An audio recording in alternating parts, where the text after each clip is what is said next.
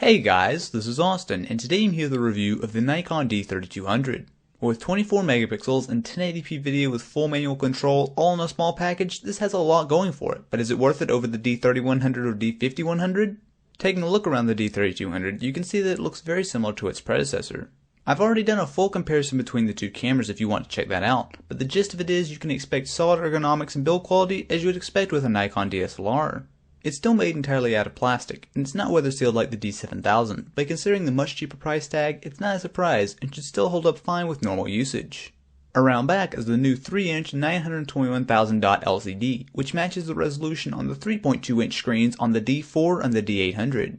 This is a huge help when shooting in live view, as manual focus is much easier with the added clarity. There's also a new accessory you can pick up which will give the camera Wi-Fi capability for transferring pictures and video, as well as letting you control the camera from your smartphone. Probably the most important part of any DSLR is the image quality, and the D3200 definitely doesn't disappoint here. With 24 megapixels at your disposal, you have a lot of room for cropping images, which gives you a lot of extra freedom. In addition, it also works for allowing you to change your framing after the fact, without losing precious resolution. I really found myself enjoying shooting with the D3200 because of this. Being able to resolve that much detail really is impressive for a $700 camera. A lot of people complained when the D3200 was announced that having so many megapixels would compromise the low light capability, but overall ISO performance is very similar to the D3100. Noise is hardly distinguishable up to ISO 400, and even moving up to 800 noise is still fairly well maintained. ISO 1600 was about as high as I felt comfortable shooting. Here, noise is fairly visible even without cropping, and colors and detail begin to fade just a bit, but the files are still usable.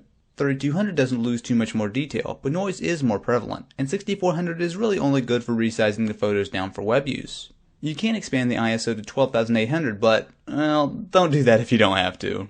Where the D3200 really shines is in video mode. I shoot hours of video on a DSLR a week, and I've been very pleased with the D3200. It shoots 1080p video at 30 frames per second, or 720p at 60 frames and H.264 at around 21 megabits per second at 1080p. As you would expect, video looks really quite nice from the APS-C sensor, with good depth of field and great color. The kit lens works fine here, although I do most of my shooting with prime lenses, which will definitely give you better results. Alright, so I'm now recording using the Nikon D3200. So this is pretty much totally stock. I'm using the 18-55mm kit lens, and I'm also using the built-in microphone, which I might add is actually not half bad at all. So one of the greatest things about the D3200 is that you can manually adjust your video. So for example, while I'm recording, I can go up to ISO 400 or 800, and also go ahead and adjust my shutter speed to kind of compensate for that. And again, bring the ISO back down, change the shutter speed, all that kind of good stuff is very, very easy to do while recording.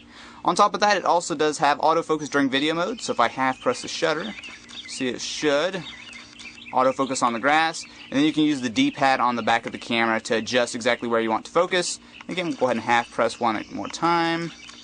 It'll adjust quite right here.